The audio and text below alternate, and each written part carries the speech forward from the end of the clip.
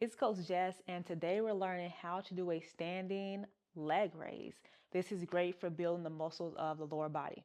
So let's talk about what muscles are activated and then how to do the movement. So the muscles that are activated in this movement is the quad muscle or the muscles around your thigh, okay? And you're also going to activate some muscles also of the hips and the glutes too. So let's go into form and technique.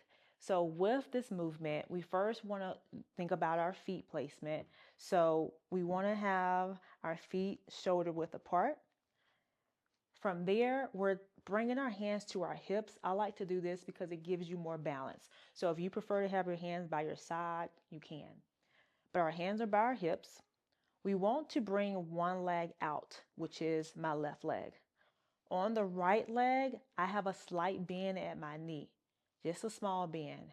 And I want to think about having my heel rested in front of me with my left foot and bringing my leg up as far as I can without losing my form and doing this. Shoulders are rolled back, core is braced, and then from there we can execute, okay? So heel comes off the floor, keeping the leg as straight as I can. Notice the position of my foot. At the ankle, I want to flex instead of pointing like a gymnast. So I'm flexing. This will target and activate the quad only when it's flexed. That's a fun fact. So the quadricep muscle activates when you flex at the ankle. You tap your heel, you come back up. Let's do 3. 3, 2, and 1. Now, when you do this movement, you're going to feel both legs. So you probably felt the muscles in the calves on the straight leg because it's giving you balance.